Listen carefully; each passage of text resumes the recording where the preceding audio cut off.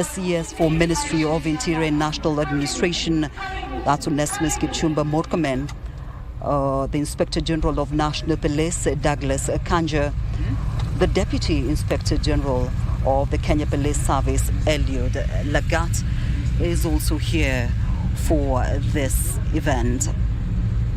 Also here is the Commandant of the Kiganjo Police Training, among other senior police officers. It is important to note that this is the first pass-out parade for the Kenya Police Service in the last 4 years. This event is more than a ceremonial occasion. It is the culmination of 9 months of rigorous training, discipline, sacrifice and dedication as these men and women prepare to take up the noble responsibility of protecting and serving the people of the Republic of Kenya. We welcome you, our viewers, family, friends, and graduating recruits to this event.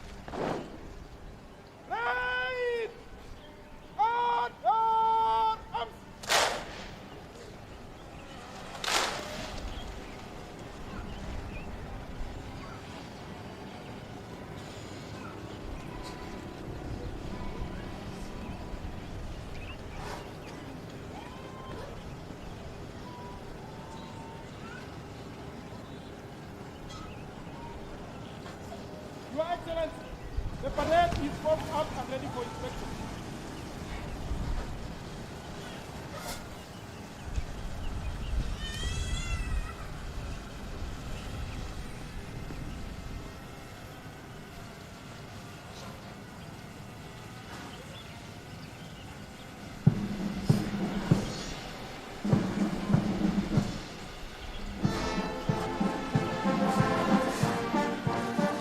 Na hivi sasa kamanda wa gwaride ameweza kumwomba Mheshimiwa Rais wa Jamhuri ya Kenya ili aweze kulikagua gwaride ambalo limeandaliwa kwa ajili ya hafla ya leo. Na hivi sasa akiwa ameandamana na naibu Inspector Generali wa polisi pamoja na kamanda wa chuo hiki, wakiwa wanaelekea upande wa mashariki wa uga huu wa Kwata ili kuweza kuanza ukaguzi wa gwaride kuanzia kikundi cha kwanza. Asanteni, basi tunaweza kuketi.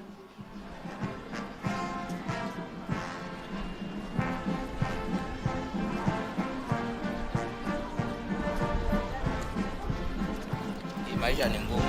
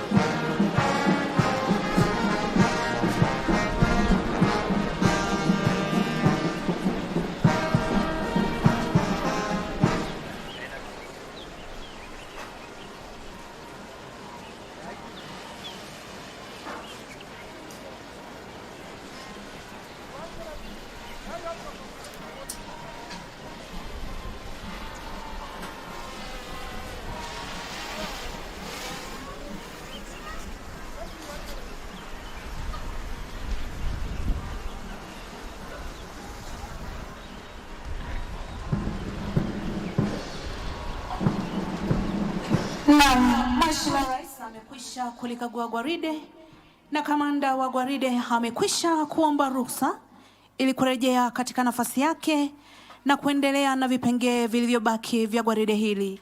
Vipengee hivyo ni pamoja na kutunukiwa kwa mahafali waliotia fora katika nyanja mbalimbali, maonyesho ya gwaride kwa mwendo wa taratibu na ule mwendo wa kasi. Vile vile Mheshimiwa Rais akiwa ameandamana na naibu inspekta jenerali wa polisi pamoja na kamanda wa chuo hiki wakiwa wanaelekea kwenye jukwaa kuu kwa ajili ya kuendelea na ratiba ya hafla hii.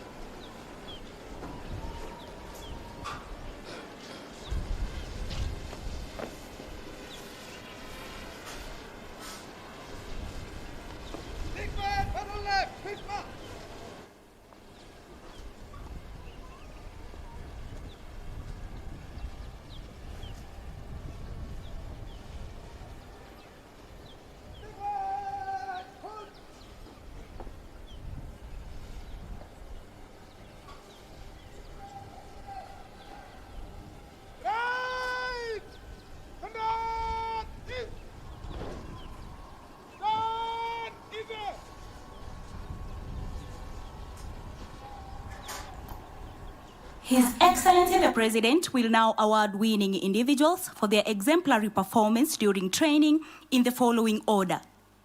Best All-Round Male Recruit, number 128 460, Recruit Constable Benson Mbatia.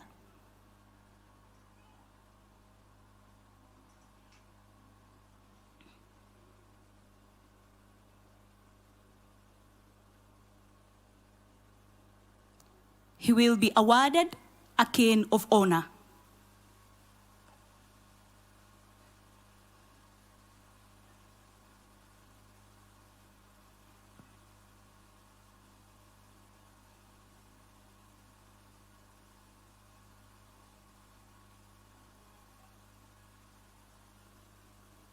Best All-Round Female Recruit, number 126 708, Recruit Constable Faith Kambua.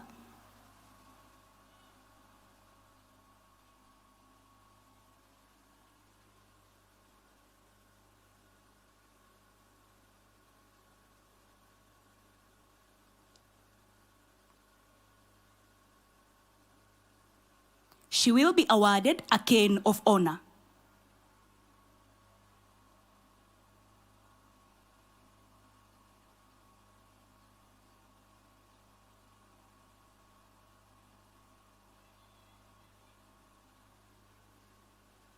Best in Academics, number 129 349, Recruit Constable Wycliffe Chalo.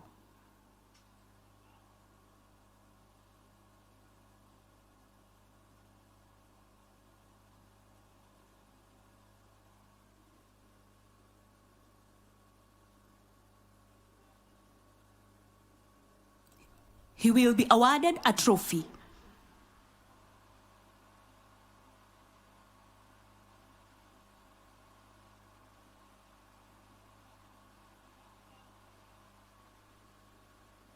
Best Rifle Shot, number 130 630, Recruit Constable Melas Mwinami, who scored 48 points out of the possible 50.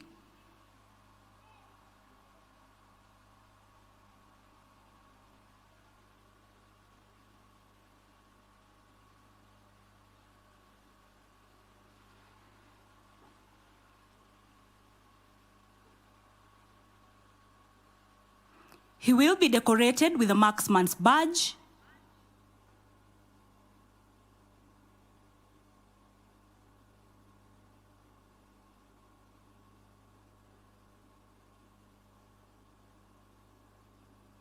He will also be awarded a trophy.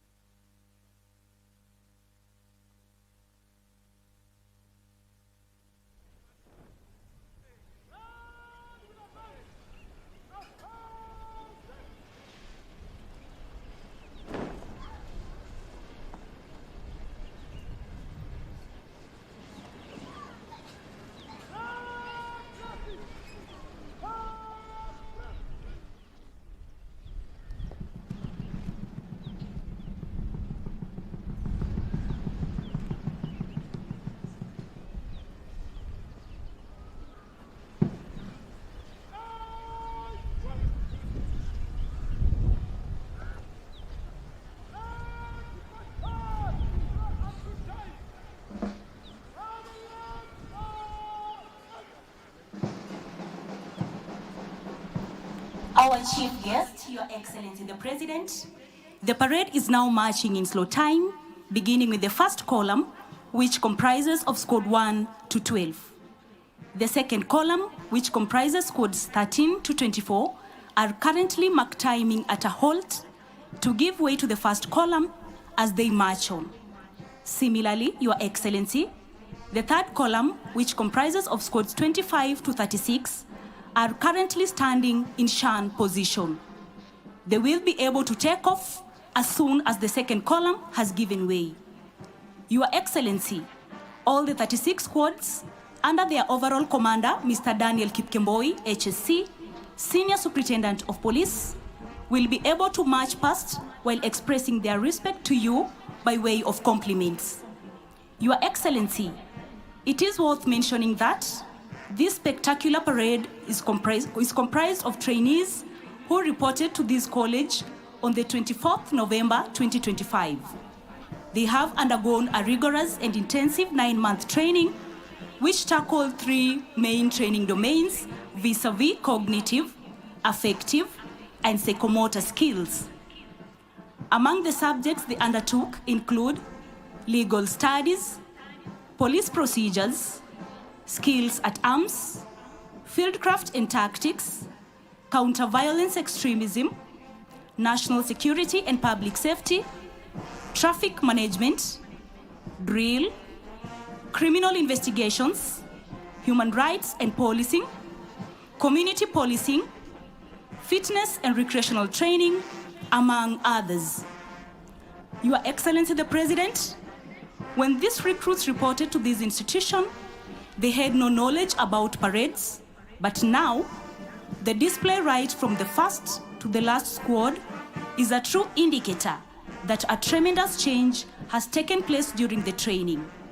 It is also a testimony that the recruits joined this college with the sole purpose of learning And indeed, they have acquired necessary competences and skills that will enable them to discharge their police duties diligently, lawfully, and professionally. Your Excellency, we are confident they are ready to go and serve our beautiful nation with honor and valor during this police career.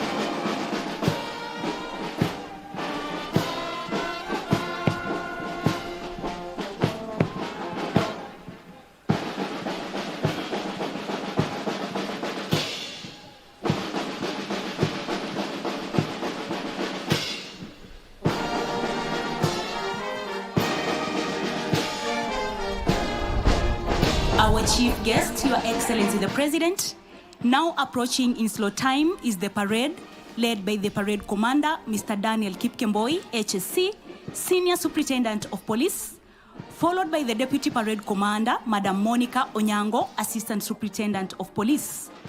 Both are now paying their compliments in unison as a sign of respect.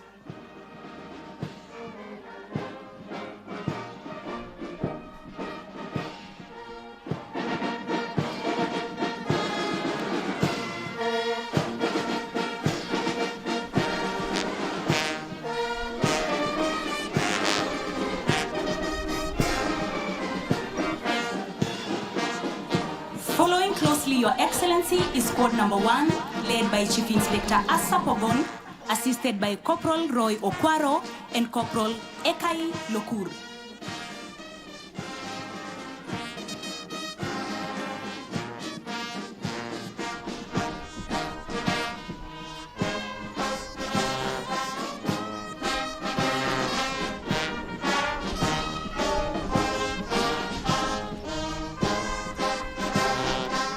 And now before you, Your Excellency, is squad number 2. This squad is under the command of Chief Inspector Stephen Kaso, assisted by Sergeant Duncan Kinywa and Corporal Zedekia Agevi.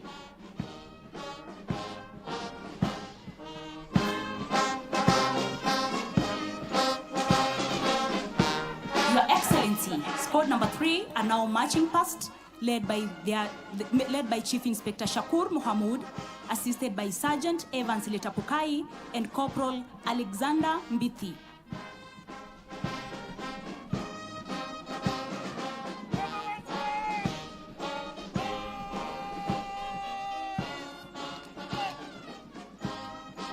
We now have squad number 4, Your Excellency, under the command of Chief Inspector George Matika, assisted by Corporal Moses Lobenyoi and Corporal Joel Cheruiyot.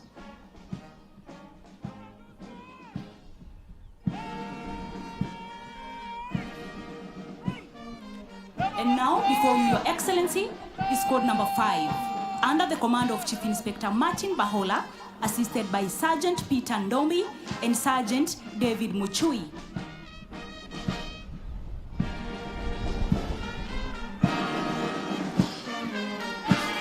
Following closely behind squad number 5, Your Excellency, is squad number 6, under the command of Chief Inspector Alice Mwichigi, assisted by Sergeant Kennedy Kiptalam and Corporal Mary Masharia.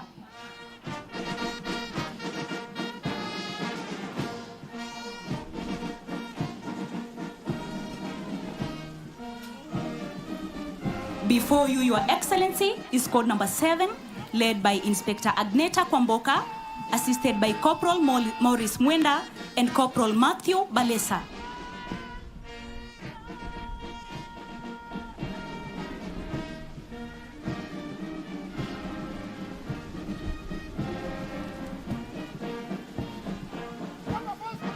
Your Excellency the President, we now have squad number 8.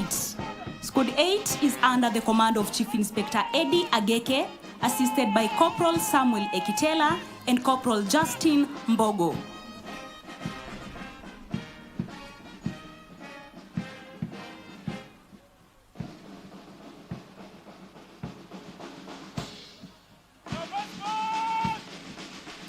We now have squad number 9, Your Excellency, under the command of Inspector Frida Omari, assisted by Sergeant William Okiring and Corporal Jackson Musioka.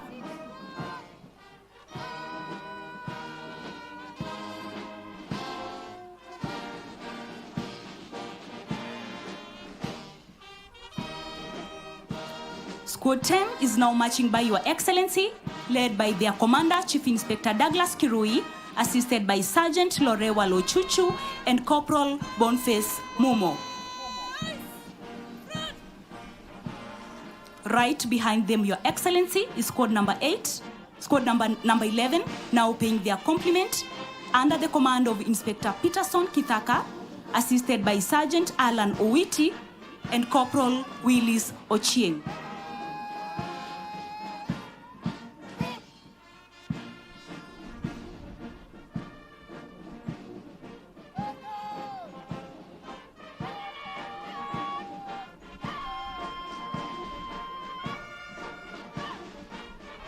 Right before you, Your Excellency, is squad number 12.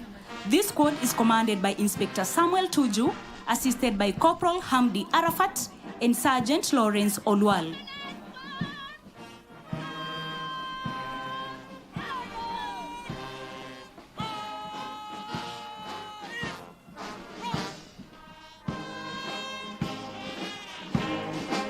Squad 13, Your Excellency, is led by Inspector Geoffrey Kimani, assisted by Sergeant John Makal and Corporal Joash Lototo.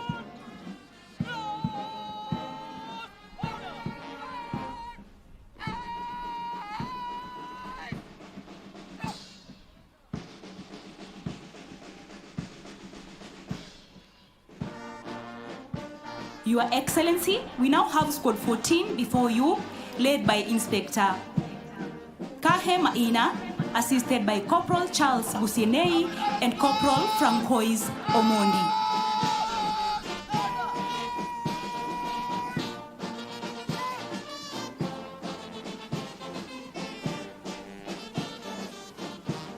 Squad 15 are now paying their compliment, Your Excellency, led by Inspector Patrick Ebei, assisted by Senior Sergeant Richard Obago and Sergeant Philip Simiyu.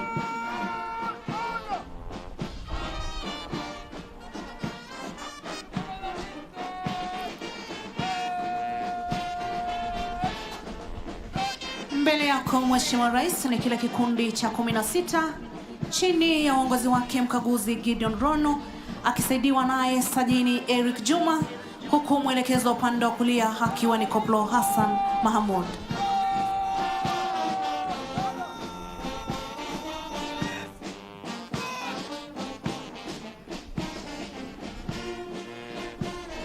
Mbele ya jukwaa kuu Mheshimiwa Rais ni kile kikundi cha 17 ambacho kiko chini ya uongozi wake mkaguzi Benson Wohoro akisaidiwa naye Sajini Wycliffe Walungu, huku mwelekezo upande wa kulia akiwa ni Koplo Lucas Ndadhu.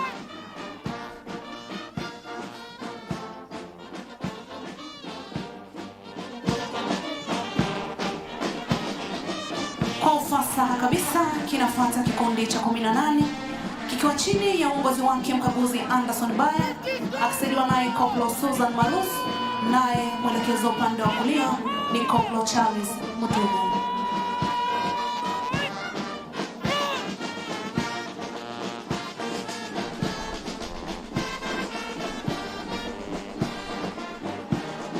Mbele yako Mheshimiwa Rais ni kikundi cha 19 kikiwa chini ya uongozi wake mkaguzi Edmund Kumu akisaidiwa naye Koplo Winfred Kaluli, mwelekezo upande wa kulia akiwa ni sajili mkuu Richard Chimwino.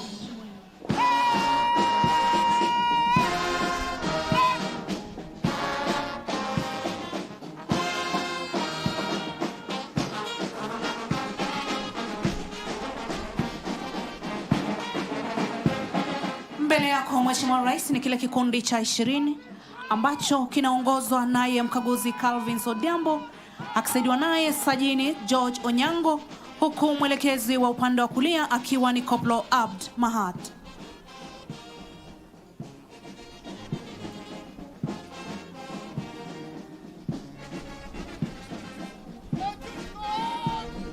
Kikundi kinachofuata Mheshimiwa Rais ni kikundi cha 21 ambacho kiko chini ya uongozi wake mkaguzi Charles Ngomeli, akisaidiwa naye sajini Philip Kwendo, huku mwelekezo upande wa kulia akiwa ni Koplo Geoffrey Shitoshi.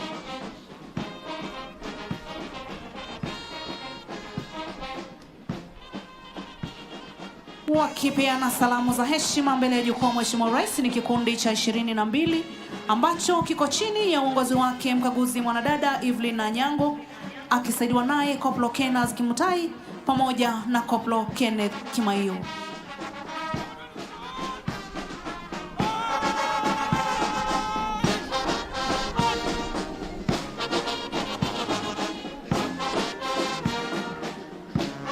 Mbele yako Mheshimiwa Rais ni kikundi cha 23 ambacho kiko chini ya uongozi wake mkaguzi Rogers Nguku, akisaidiwa naye sajini Felix Kugun, huku mwelekezo upande wa kulia akiwa ni sajini Elijah Moturi.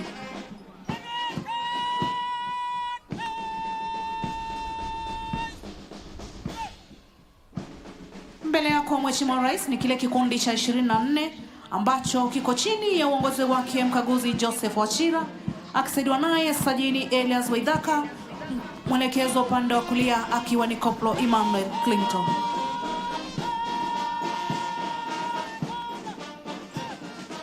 Kwa ufasaha kabisa kinafuata kikundi cha 25 ambacho kiko chini ya uongozi wake mkaguzi Geoffrey Wanjoi, akisaidiwa naye sajini Dennis Akumu, na mwelekezo upande wa kulia akiwa ni Koplo Simon Nabangi.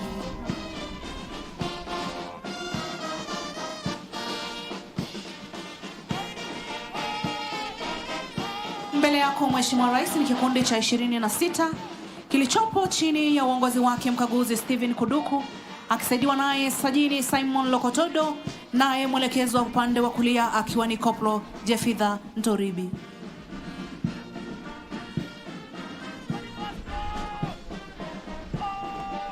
Kikundi cha 27 Mheshimiwa Rais kikiwa chini ya uongozi wake mkaguzi Emmanuel Nyiro, akisaidiana naye sajini Evans Chebon, huku mwelekezo upande wa kulia akiwa ni sajini Peter Kiprop.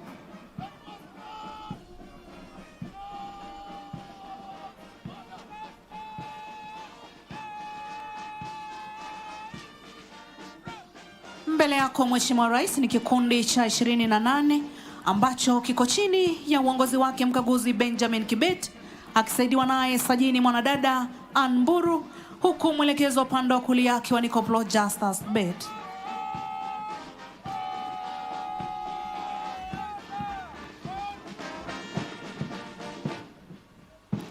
Wanapeana salamu za heshima kikundi cha 29 wakiwa chini ya uongozi wake mkaguzi Moses Sainet, akisaidiwa naye Koplo Steve Biko, naye mwelekezo upande wa kulia ni sajini James Somi.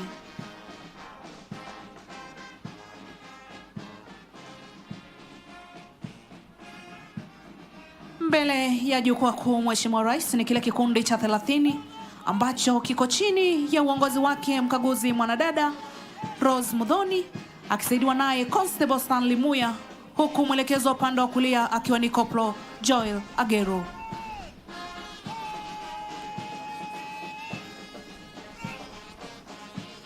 Mbele yako Mheshimiwa Rais ni kile kikundi cha 31 ambacho kiko chini ya uongozi wake mkaguzi Hassan Dache, akisaidiwa naye sajini mwanadada Nancy Munuhe, huku mwelekezo upande wa kulia akiwa ni Koplo Ken Lumathi.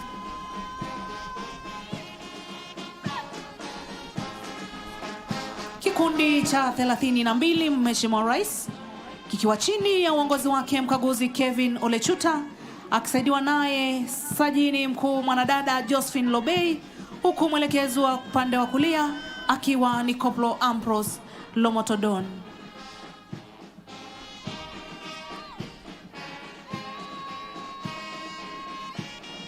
Mbele yako Mheshimiwa Rais ni kile kikundi cha 33 ambacho kinaongozwa naye mkaguzi Charles Mushiri akisaidiwa naye sajini Jacob Kuga, mwelekezo wa upande wa kulia akiwa ni Koplo Paul Wanjiru.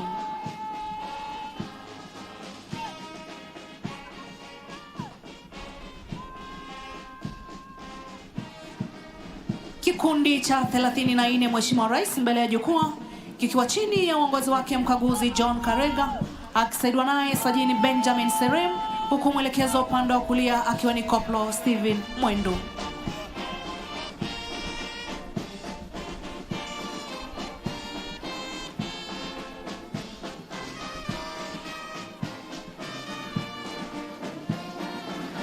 Mbele ya jukwaa kuu Mheshimiwa Rais ni kile kikundi cha 35 ambacho kinaongozwa na mkaguzi Alex Keitan akisaidiwa naye Koplo Bradil Bonaya, huku mwelekezo upande wa kulia akiwa ni Koplo Judith Ochola.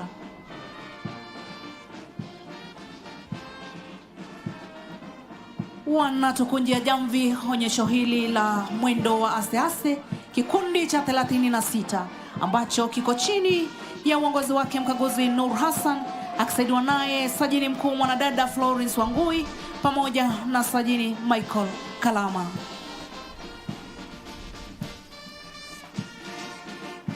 Nyuma ya kikundi hiki Mheshimiwa Rais tunamwona Regimental Sergeant Major wa Gwaride ambaye ni Bor Godana.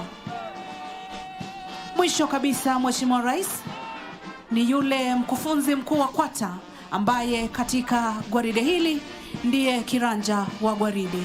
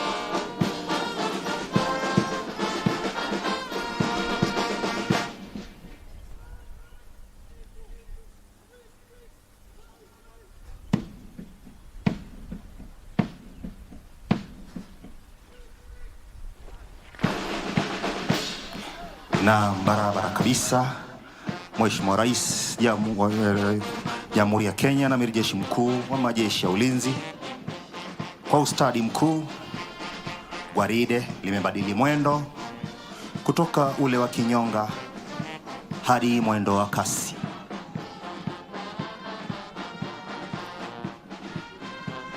Kwa mara nyingine gwaride hili Mheshimiwa Rais litapita mbele ya jukwaa ili kupeana heshima zao kwa mwendo huu wa kasi na likiwa katika msururu mmoja.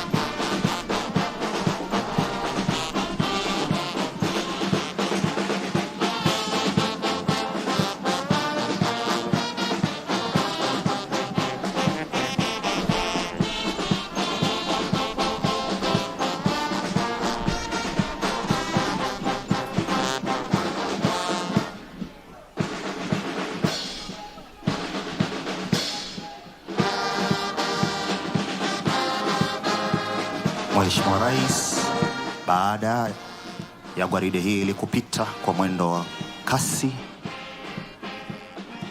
watarudi tena katikati ya uga kwa mfumo wa madaraja matatu.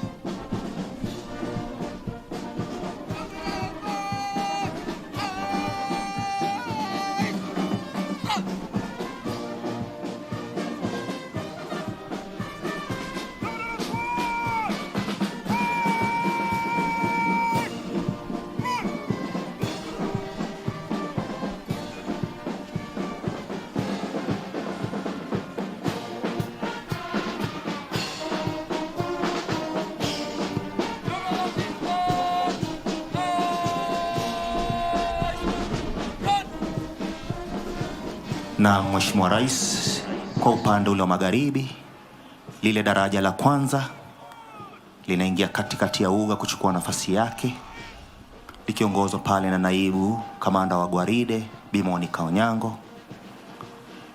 Wataweza kwenda kuchukua nafasi yao pale katikati ya uga, kisha baadaye daraja la pili na la tatu mtawalia yatafuata. Asante.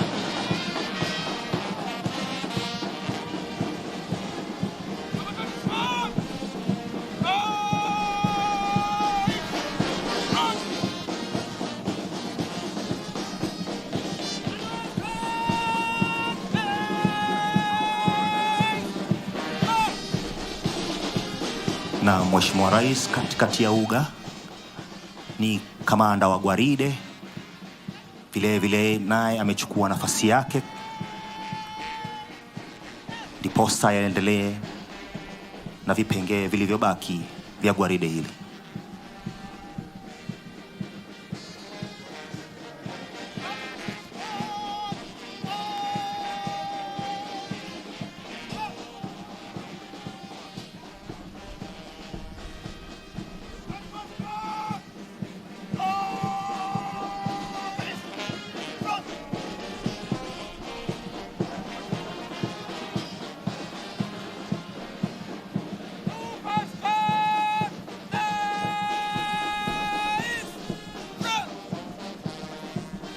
Kwa umaridadi kabisa katikati ya uga, daraja la kwanza limekwisha chukua nafasi yake.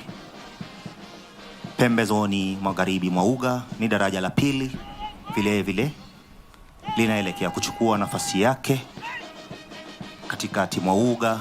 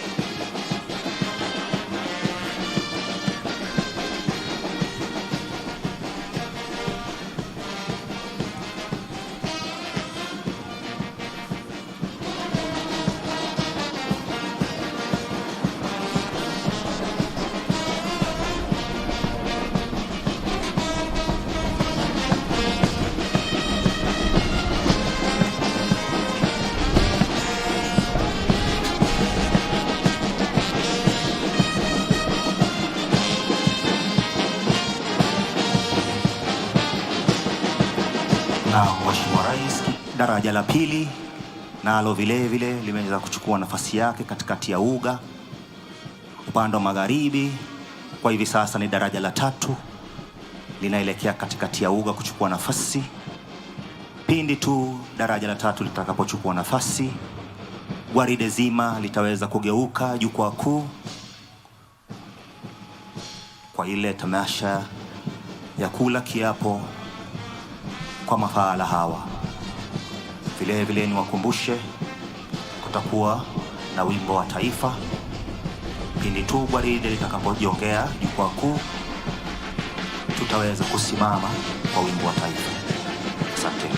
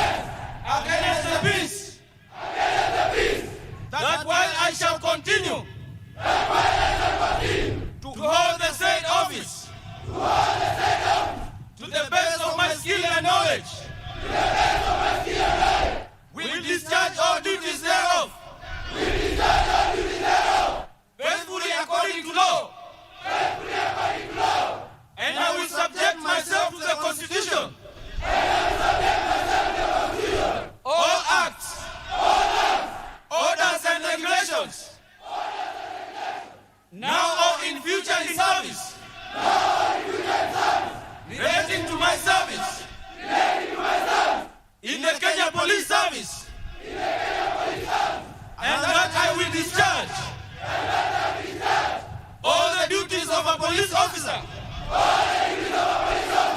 according to law, without fear, favor, affection or ill will. So help me God.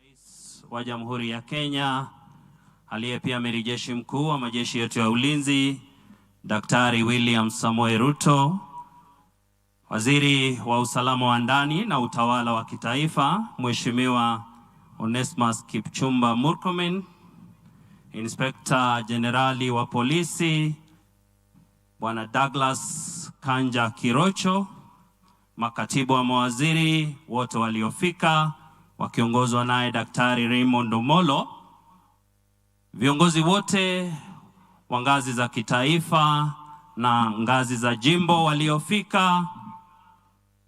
Kwa ruhusa yako Mheshimiwa Rais, naomba ruhusa nimkaribishe Naibu Inspector Generali Bwana Eliud Lagat aweze kuyasema machache, alafu kisha atamwalika Inspector General wa polisi.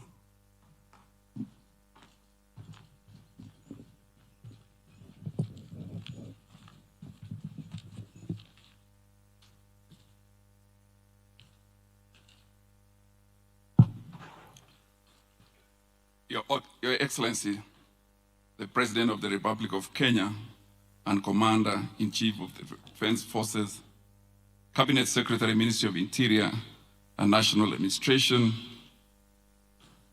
the Principal Secretary and other Principal Secretary present, Inspector General of National Police, Area Member of Parliament and other elected members of Parliament, the Chairperson, National Police Service Commission, senior officers present, invited guests, graduates, ladies and gentlemen, good morning. Your Excellency, welcome to the National Police College main campus, Kiganjo. Your Excellency, on behalf of the Kenya Police Service, I express our deepest appreciation for taking time from your busy schedule to grace this important occasion. Your Excellency, sir, we wish to sincerely thank you for your continued investment in the Kenya Police Service and your commitment to strengthening the country's security architecture. We are particularly proud to witness the graduation of this inaugural cohort trained at the newly established Magado Field Training Camp in Ikembe North, Meru County. This further expanded our capacity for practical and tactical police training. Today, we are happy to present to you officers who have been tested, trained, and prepared for the job ahead. To our graduating officers, the new uniform you wear is your call to service. I thank the Commandant and the entire training team for a job well done. And to the families, thank you for standing with these officers throughout the training period. Your Excellency, sir, the officers before you are ready to serve our Republic, Kenya. It is now my distinct honor to invite the Inspector General of National Police to make his remarks and carry on with the next program. IGB, sir.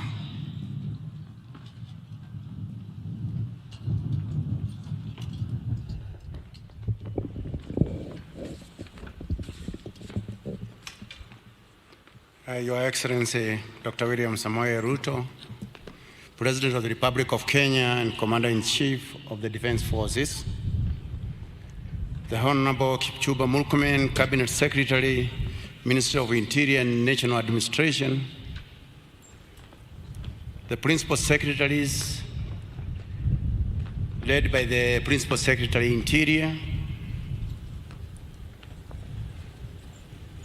all service commanders, senior government officials, all elected leaders, members of the diplomatic corps, distinguished guests, fellow officers, graduates, families, and friends, all protocols observed.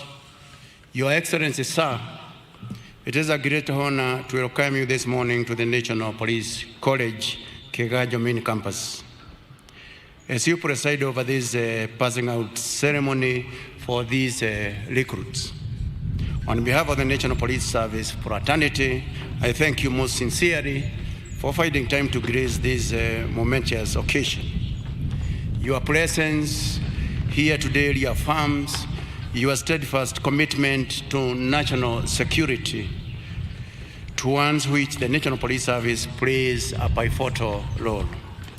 Sir, before you are graduates who reported to this institution on 24th November last year as young, energetic, and patriotic recruits. After 9 months of intensive police basic training, I confirm that they have acquired all the competencies required for modern-day policing, and that they are fully qualified to serve the motherland as police officers. They have benefited from a wide range of knowledge and skills thanks to a very comprehensive and reform-based training curriculum. This noble achievement could not have been possible without your strategic guidance and the immeasurable support that the government has accorded the National Police Service. Indeed, the graduating officers will boost the personnel strength in the service. Additionally, Your Excellency, sir, under your voice council, the police service has received several modernization investments. This includes technological systems and equipment, enhanced fleet of transport equipment, improved salaries, the ongoing housing program for police officers, and the growth of the police to population ratio. Also, the new uniforms for the Kenya Police Service that you have just launched will bring pride, confidence, and morale to police officers as they discharge their duties. I take this opportunity to thank our Cabinet Secretary, the Honorable Kipchumba Murkomen, for always offering us timely and comprehensive policy direction. His vital support has enabled the National Police Service to deliver on its mandate, working closely with other security agencies. May I also acknowledge all our development partners who have supported the National Police Service, especially on matters, equipment, training, establishment of modern police facilities. The project you launched this morning, Your Excellency, is an example of the many benefits we have had from your government's bilateral engagements. Just recently, we operationalized the biometric identification system at the DCI, thus reducing the processing time of police clearance certificates from 14 days to just 1 day. Under the stewardship of our Cabinet Secretary, the Meru County government enabled the service to establish 2 training camps in a very strategic location, which continues to offer police trainees ideal training environment, especially in field tactics. As I conclude, Your Excellency, I urge the graduates to always uphold professionalism and integrity in discharge of their policing duties. They will be expected to adhere to the Constitution and the rule of law at all times, and to devote themselves fully in protection of the rights and freedoms of all persons. I recently reminded them that policing is a sacred calling and not a mere job opportunity. Otherwise, I wish them every success in their policing career And it is now my honor and duty to invite the Cabinet Secretary for Interior and National Administration to make his remarks, and I invite you, Your Excellency. I thank you.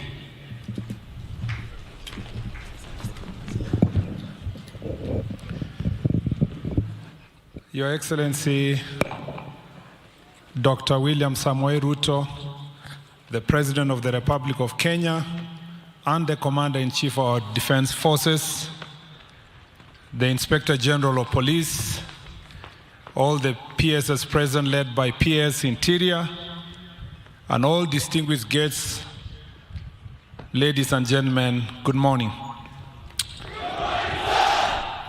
Your Excellency, we are here today and accompanied by senior government officials from various agencies. I'd like to acknowledge them, Your Excellency. First, let me start by acknowledging all the PSs, but particularly the PS responsible for Interior and National Administration, Dr. Raymond Omolo and the team. I'd like to acknowledge the members of Parliament present, led by the Area Member of Parliament, Mr. Eric Wamumbi. I'd like to acknowledge our most important committees that have helped us to reach here, led by the chairs of the Committee National Assembly, which is Honorable Tongoyo, and the chair in the Senate, Honorable Dulo. Your Excellency, the service commanders who are present. I'd like to acknowledge in a special way the National Police Service Commission, without whom we would not have done the recruitment we did, led by Dr. Komora and the entire team, and all the distinguished guests. I'd like to appreciate them for the support they have given the National Police Service to ensure that this recruitment took place successfully, and that, Your Excellency, we are now here for this pass-out parade. Your Excellency, let me start by thanking you for being the President who has stuck to his manifesto. Your Excellency, when you came to office in 2022, you immediately constituted a task force that looked into the welfare of the National Police Service and the working conditions of the National Police Service. And through that task force, the report was given to you on 16th of November 2023. And even before you received the report, you commenced the process of implementing far-reaching reforms in the National Police Service. Your Excellency, where we are today, the progress we have made is as a result of your commitment to implementing the bottom-up economic transformation agenda and sticking to your plan to ensure that we keep our country to become safe. I thank you, Your Excellency, that as a result of that plan, when I came to this ministry, you gave me directive to ensure that I go out all over the country to engage the stakeholders, including the officers in the security sector. And that is why we birthed Jukwaa la Usalama, which ensured that, Your Excellency, we visited every county and addressed every stakeholder that is strategically important for the management of our security. As a result of the same, Your Excellency, the reforms that we have, when we came back with the report, we realized that, Your Excellency, all over the country, the police strength, the numbers across the country was needed to be bolstered.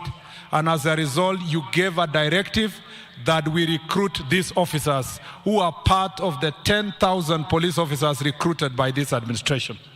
Let me thank you on behalf of these officers, because I visited them, Your Excellency, most of whom come from very humble background from across the country.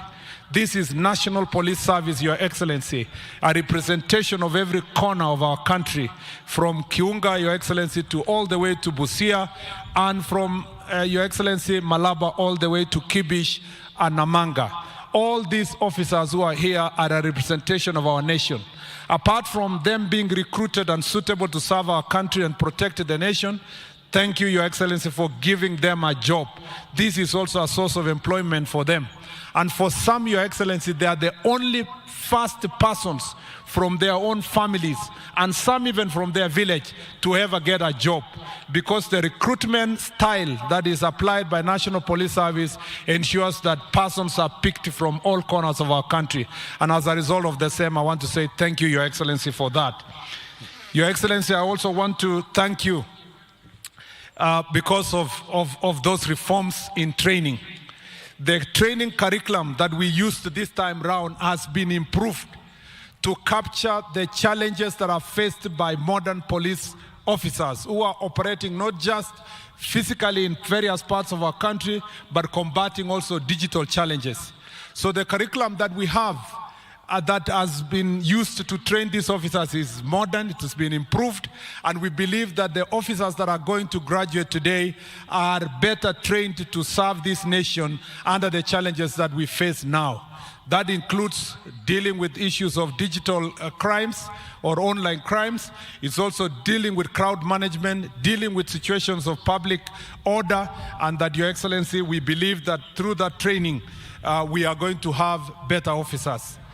When we went around under Jukwaa Usalama, we established that, Your Excellency, the National Police Service had gone backwards when it comes to training.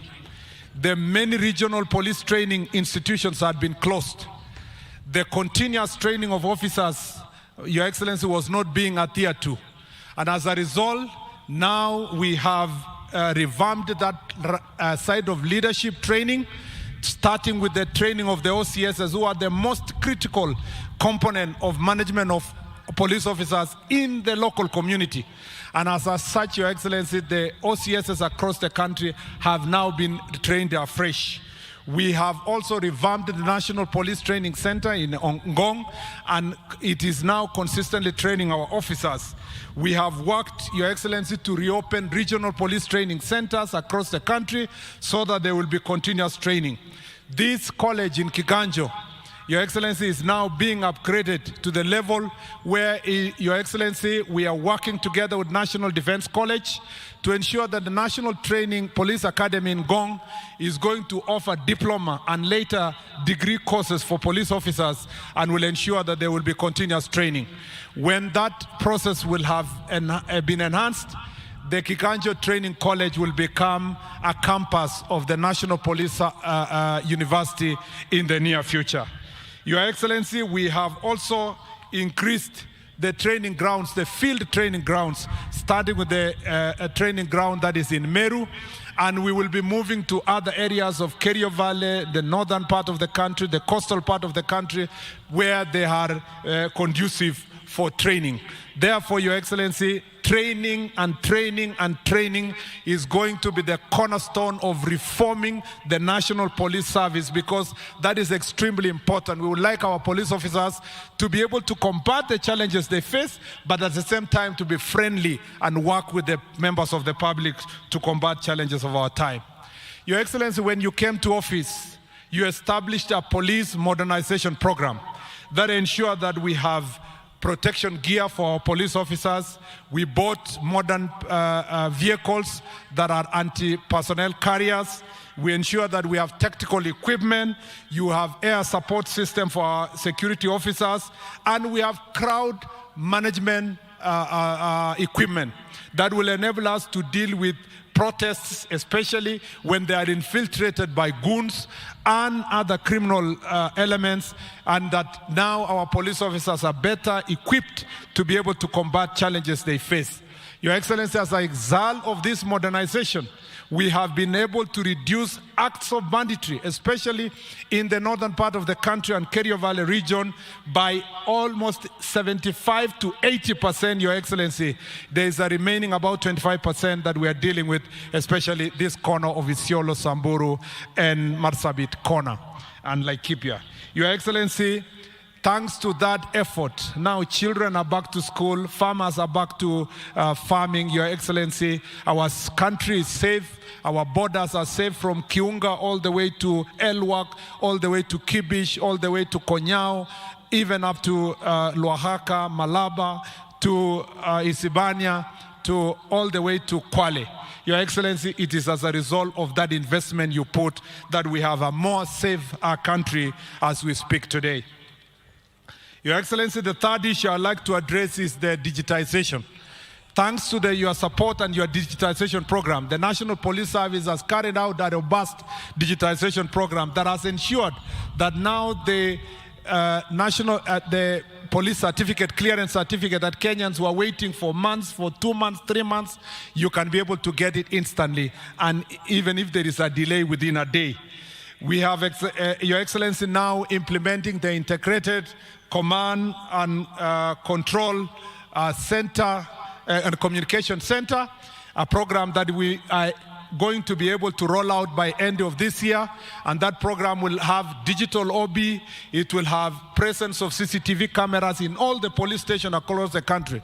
There has been a phenomenon, Your Excellency, that Kenyans have witnessed, where sometimes persons who have been arrested are found to face challenges within the police station, and installation of CCTV cameras in all the 1,200 police stations is going to become a game changer. We are going to have also command centers in 6 counties, including Nairobi, Mombasa, Nyeri, which is part of this county, Nakuru, Eldoret, and Kisumu to start with.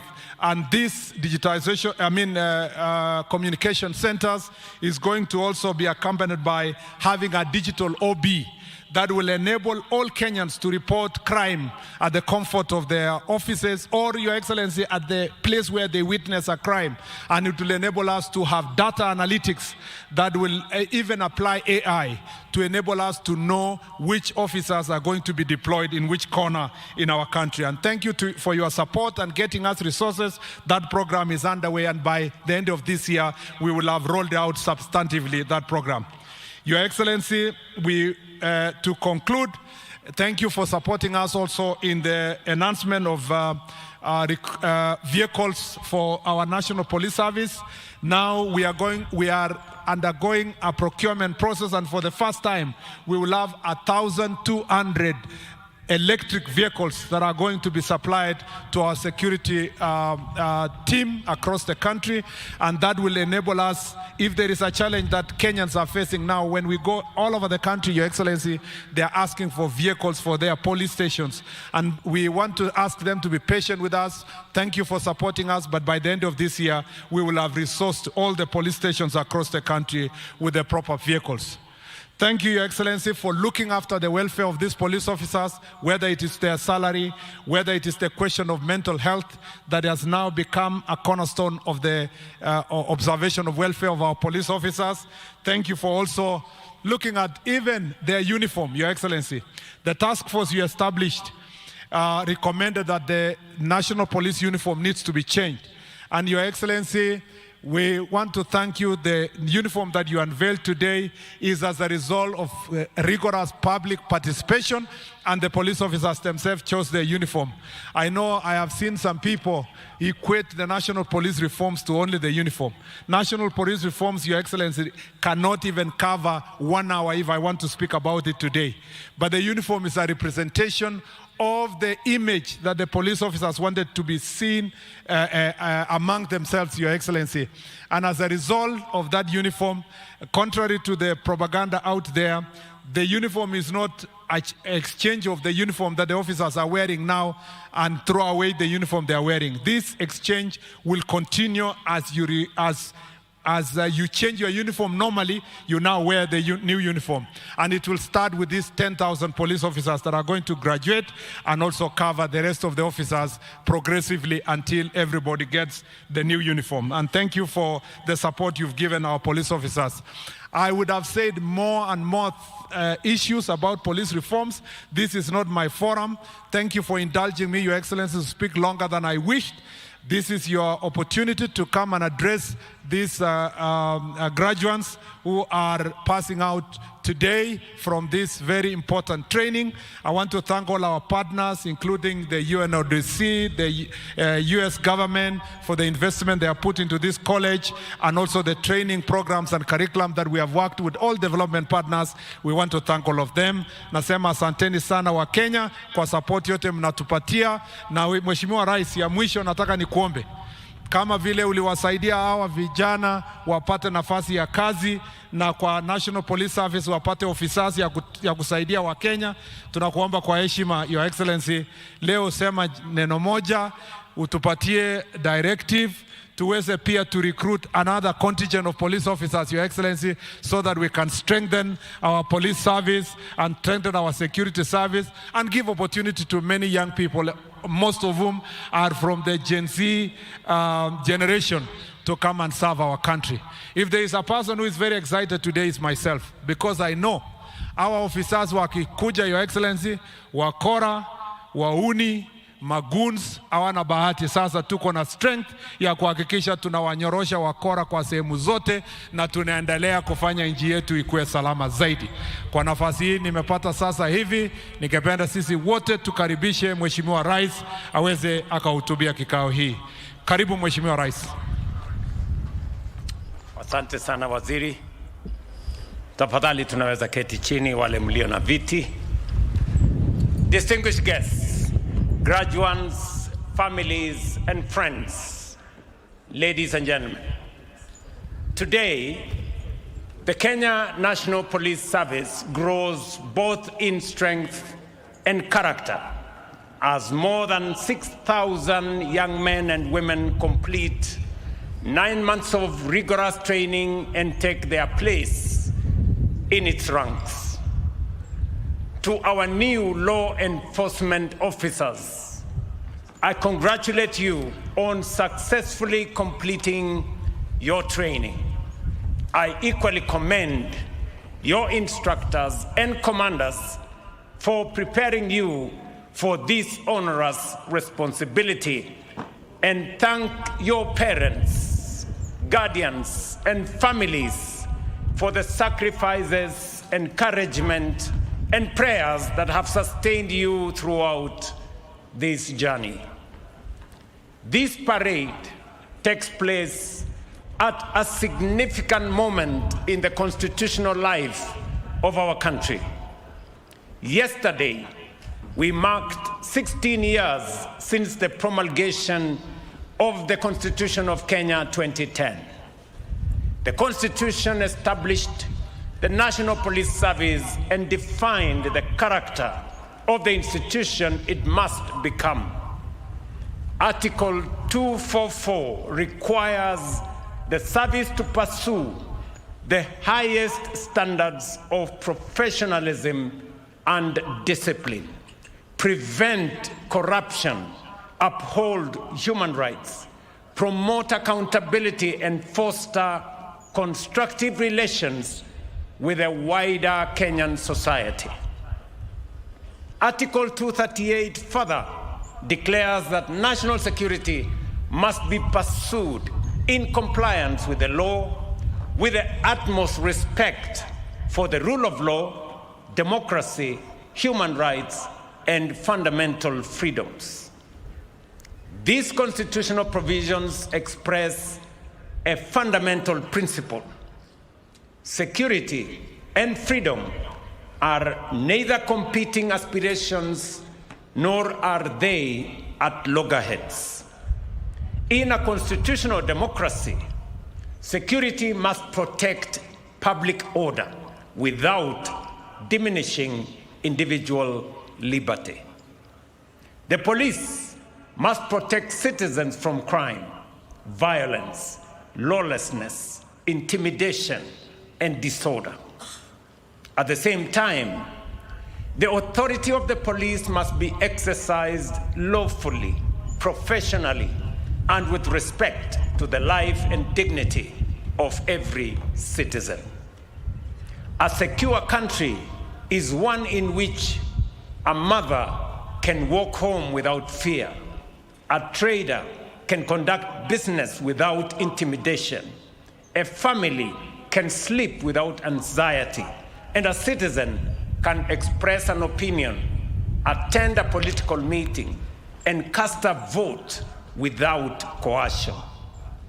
This is how the Constitution becomes a lived reality.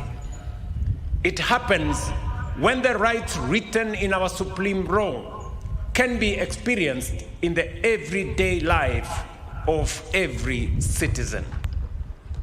Ladies and gentlemen, just like the rest of the world, Kenya is changing in significant and profound ways. Our population is growing, our towns are expanding rapidly, and technology is transforming both the nature of crime and the methods required to prevent or contain it. Criminal networks are becoming more sophisticated. Cybercrime, financial fraud, terrorism, human trafficking, organized crime, and technology-enabled violence demand new capabilities, stronger intelligence, and deeper cooperation among security agencies. The modern police officer must, therefore, be physically prepared, professionally competent, technologically proficient, and psychologically resilient. Modern policing cannot be measured only by the number of suspects arrested.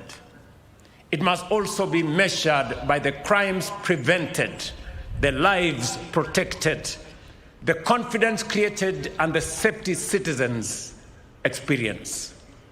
This requires officers who understand that courage must be guided by judgment, authority tempered by restraint, and enforcement anchored in law.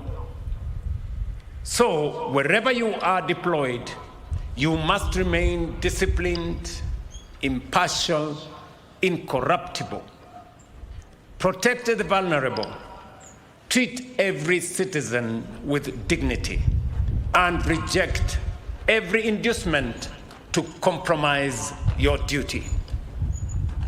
Corruption, bribery, collusion with criminals, excessive force, and abuse of authority betray the Constitution, dishonor police uniform, and weaken the institution you have joined.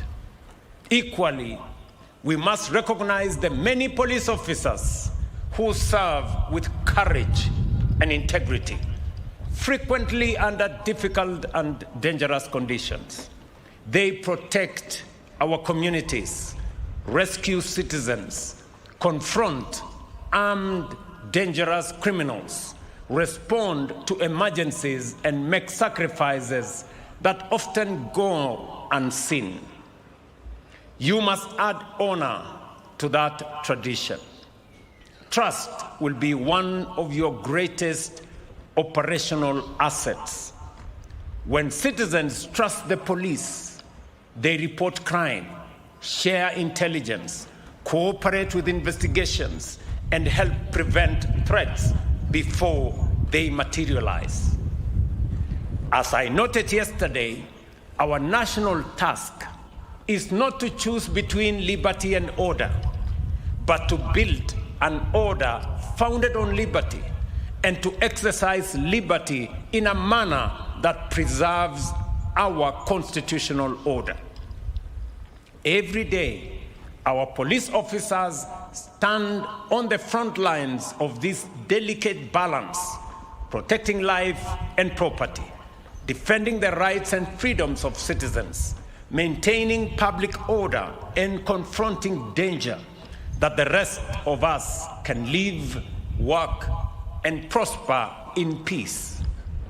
For this demanding and often not so thankless service, they deserve our gratitude, respect, and unwavering support. Ladies and gentlemen, we are approaching another important moment in the life of our republic. The next general elections will be held on the 10th of August, 2027. Political competition is an essential feature of our democracy. Parties are at liberty to organize. Candidates must be free to campaign. Citizens must be free to assemble, listen, question, criticize, and choose. The police and other security agencies have a clear constitutional responsibility.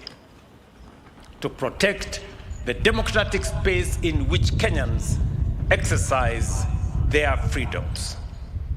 In recent months, we have witnessed growing concern about hired gangs and young people recruited, transported, and paid to disrupt political meetings, intimidate political opponents, and provoke violence. Let me be absolutely clear on this. Politically sponsored violence has no place in our democracy. The National Police Service and all our security agencies should therefore take firm, lawful, and impartial action against anyone who finances, organizes, incites, or perpetrates political violence. Do not arrest only the young people holding a weapon while allowing the person who recruited, transported, and paid them to escape responsibility. No politician is entitled to a private militia. No candidate has the right to intimidate citizens. No political objective can justify violence. Article 37 of our Constitution protects the right of every person, peacefully and unarmed, to assemble, demonstrate, picket, and present petitions to public authorities. That right must be respected and protected. At the same time, the Constitution does not protect arson, looting, assault, lawlessness, intimidation, or the destruction of public or private property. The responsibility of the police is to distinguish between peaceful democratic participation and criminal conduct. You must neither criminalize legitimate dissent nor excuse violence committed under the cover of politics. We must secure the election without compromising the democracy we are securing. Political competition must be a contest of ideas, policies, and leadership, not a contest of hired gangs, intimidation, or ethnic mobilization. The people must decide freely and peacefully who will lead them. Ladies and gentlemen, security is also indispensable to the development of a nation. Every ambition we hold for Kenya rests upon the foundation of peace, stability, predictability, and public confidence. This is why the National Police Service is not peripheral to Kenya's development. It is one of its consequential, essential foundations. As you are aware, Vision 2030 is approaching its horizon, and Kenyans have begun a national conversation about the Kenya we want to build beyond 2030. Security is first a constitutional right and a condition of human dignity. It is also the foundation upon which development is built. Therefore, when Kenyans ask what kind of Kenya they want beyond 2030, we must also ask what kind of police service Kenya will require. As law enforcement officers, you are not merely guardians of today's peace. You are partners in building Kenya's future. To our distinguished police officers, the government recognizes that performing policing or reforming policing cannot consist only of demanding more from our officers. We must also improve the conditions under which they live, work, and serve. We cannot demand professionalism, integrity, and sacrifice from our police officers while remaining indifferent to their remuneration, housing, healthcare, equipment, career progression, and psychological well-being. That is why we have progressively implemented the recommendations of the Presidential Task Force on Terms and Conditions of Service and the reform of the National Police Service, Kenya Prisons, and the National Youth Service. The 3-phase review of police remuneration has now been completed. Entry-level basic pay for police constables has risen from 21,000 at the beginning of the review to 29,000, an increase of 36%. Salaries across other ranks have also been adjusted upwards. We will continue working with the National Police Service Commission and the Salaries and Remuneration Commission to ensure that remuneration remains fair, sustainable, and commensurate with the responsibilities and risks carried by our diligent officers. We are also addressing the long-standing deficit in police accommodation. Under the National Institutional Housing Program, the security sector has now a pipeline of 47,000 housing units across 165 projects. Of these, more than 2,000 units are already complete, over 9,500 are at various stages of construction, and a further 24,000 are under procurement. Major developments are underway at the Kiganjo and the General Service Unit Headquarters in Ruaraka, GSU Training School in Embakasi, and at other strategic locations across the country. We have further introduced the Usalama cover under the Social Health Authority. More than 138,000 police and prison officers and their dependents have been onboarded and covered.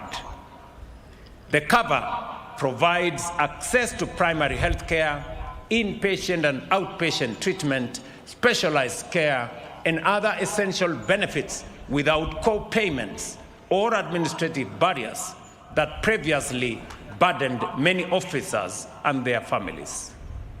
At the same time, our police officers must be trained and equipped with the threats of today, not the conditions of yesterday. We are modernizing training in professional crowd management, intelligence-led operations, combating banditry, forensic investigation, cybercrime, emergency response, and the appropriate use of force. We are also strengthening mobility, air transport, surveillance, command and control, and providing officers with armored vehicles, bulletproof vests, ballistic helmets, and other protective equipment, especially when they operate in dangerous environments. Our objective is clear: a police service that is better trained, better protected, more mobile, and more capable must always be disciplined, accountable, and firmly governed by the law. Additionally, we are strengthening the mental health and physical and psychosocial support, improving equipment and mobility, modernizing training, expanding digital capabilities, and addressing career progression. Today, we are also unveiling a new uniform for general duty officers of the Kenya Police Service. This change follows consultations with police officers and the public in 2023, as well as recommendations for the Presidential Task Force. Officers expressed legitimate concerns about the current uniform, including its quality, suitability, and effect on professional identity. The graduating officers will be the first to wear the new uniform. It will then be progressively rolled out to general duty officers throughout the country, effective next week. The Administration Police Service and the General Service Unit will retain their present operational uniforms. We appreciate that a uniform does not necessarily create professionalism. Character, discipline, training, and conduct do. But the government has listened because the identity, comfort, morale, and dignity of our officers also matter. Dear graduates, you leave Kiganjo, you will encounter situations that will test your courage, demand sound judgment, and challenge your integrity. In those moments, remember that the person standing before you is not merely a suspect, protester, motorist, traitor, or political mobilizer. That person will be a citizen whose rights you have sworn to protect. Be firm against crime, but faithful to the law. Exercise authority, but remain fully accountable. Preserve order, but also protect freedom. Let the innocent find protection in your presence. Let the vulnerable find refuge. Let criminals face justice. And let every citizen know that the uniform before them stands for trust, equality, service, fairness, and justice. Your authority comes from the people. Your loyalty belongs to the Constitution. Your duty is to protect the Republic. Wear your uniform with pride, but earn its honor through your conduct. Once again, congratulations to every graduating officer. I wish you courage, wisdom, and distinction in your service to our great Republic. Na kwa wazazi wote mliofika hapa, nataka niwashukuru sana kwa mchango wenu wa kulea hawa vijana, kuwafundisha, na leo hapa wanajiunga na kikosi cha polisi cha taifa letu la Kenya.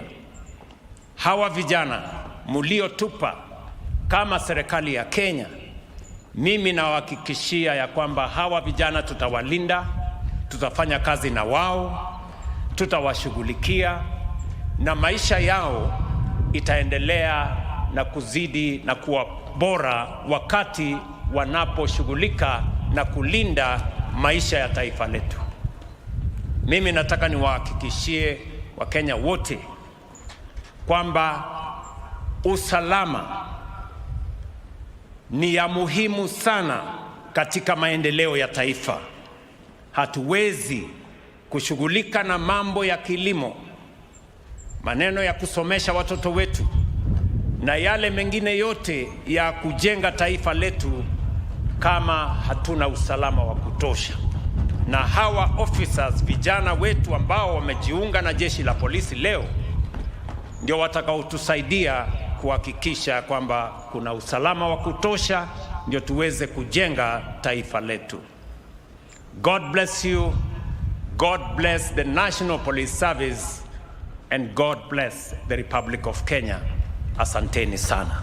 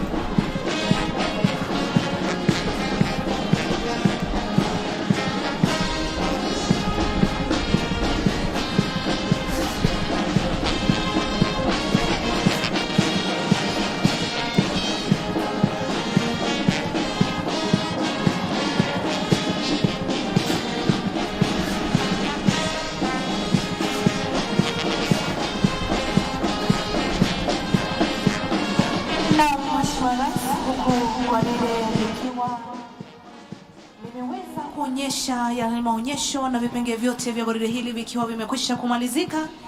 Hivi sasa wanaweza kuondoka uwanjani wakipita mbele ya jukwaa kuu wakiwa wanapeana heshima na salamu za mwisho kwako Mheshimiwa Rais wa Jamhuri ya Kenya na Amiri Jeshi Mkuu wa Majeshi ya Ulinzi. Mheshimiwa Rais, sio hatua ya kawaida kutoka uwanjani, bali ni ishara ya kukamilika kwa safari ya mafunzo iliyojengwa juu ya kujituma, uvumilivu, nidhamu na uzalendo. Kuanzia leo, mahafali hawa sio makurutu tena, wamefuzu rasmi na wako tayari kufanya kazi katika huduma ya taifa ya polisi, wakiwa wamebeba dhamana ya kulinda maisha na mali za wananchi, kudumisha sheria na utulivu wa kulitumikia taifa kwa uadilifu na weledi.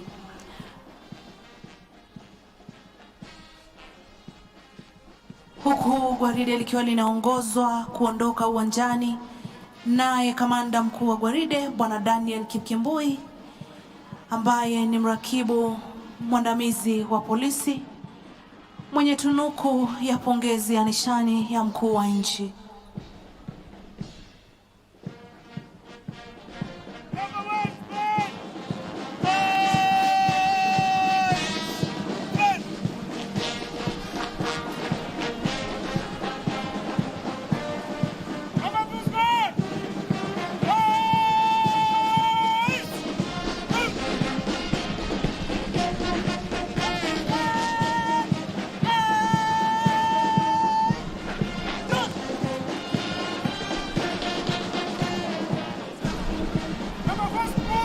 Wanapoondoka katika uga huu wa kwata, Mheshimiwa Rais, wanaacha nyuma historia ya mafunzo na kuanza ukurasa mpya wa utumishi kwa taifa. Mbele yao kuna wajibu mkubwa, lakini pia kuna heshima ya kuvaa sare ya huduma ya polisi.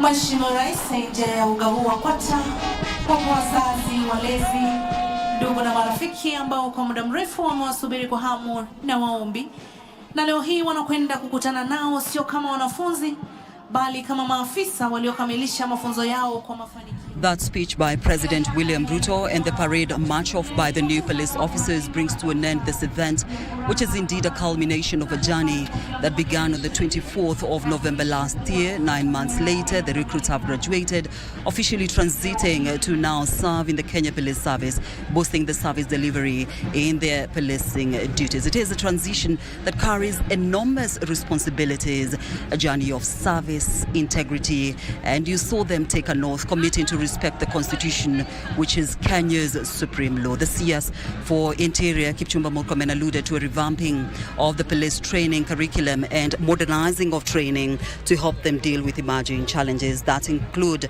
and was not limited to online threats. But I will hand it over to my colleague Yusuf Farah to give you more on this and what else is happening at this grounds of the National Police College main campus in Kiganjo, Nyeri County. Farah, over to you.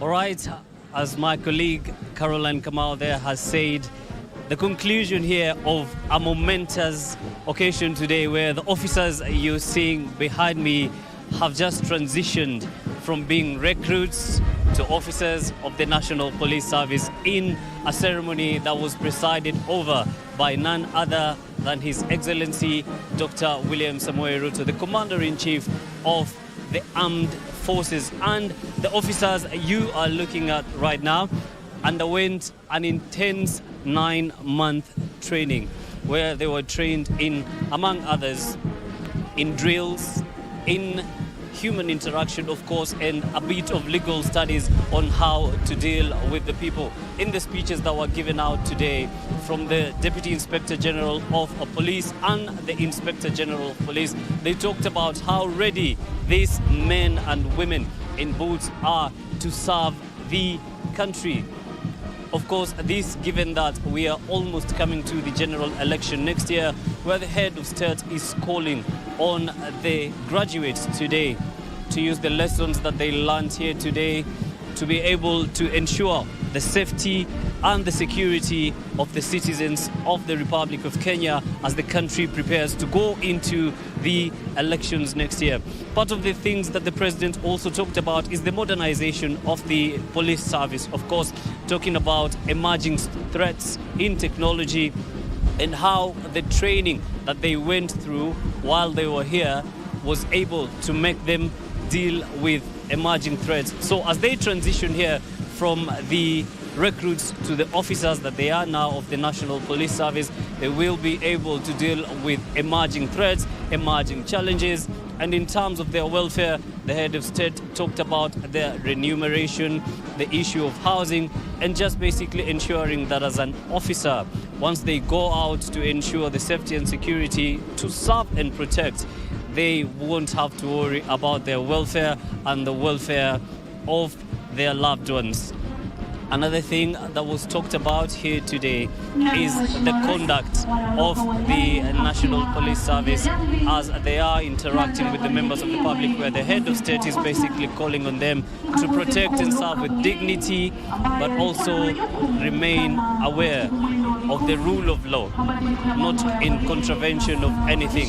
So that, of course, brings us to the conclusion of a rather momentous celebration, where the officers you see here today are no longer recruits of the National Police Service, but the officers of the National Police Service who will go on from here today to protect, to serve and honor the people of Kenya for the benefit of each and every citizen. And of course, now that they are going out today, this is a force multiplier in terms of numbers. And the more they are, the better it is for them to conduct their job, which is to protect and serve.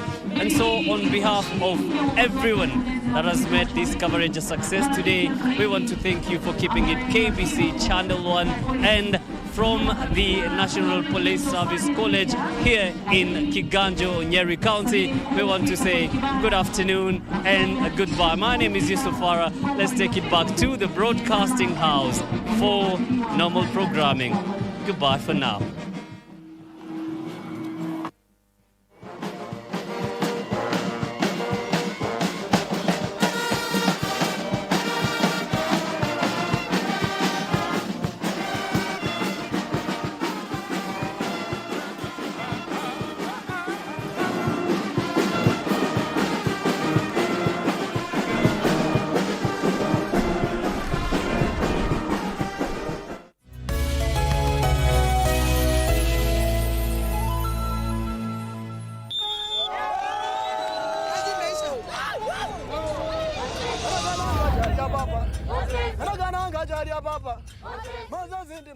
Kwanza kitambo nilikuwa naongoja hii siku, lakini leo nimefika, nimejisikia vizuri sana.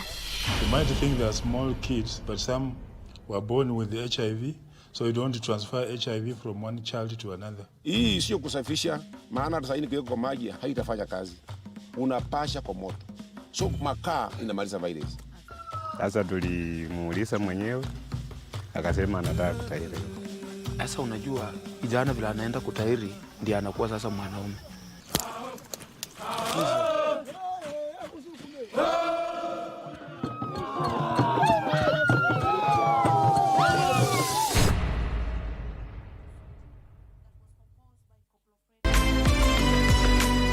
Kama wewe hujamshirikisha Allah na chochote, na wewe ni Muislamu mwenye imani ya la ilaha illa Allah, ni haki yako Allah asikuadhibu.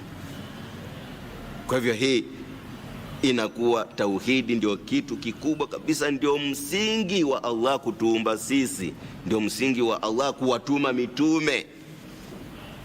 Ni tauhidi, kuweza kuabudu Allah peke yake. Wengi wetu tunajisahau kwamba katika maisha yetu tunafaa tujipambe na sifa ya tauhid, na ni kitu ambacho kila mmoja wetu ni lazima tukifanye na tukumbushane.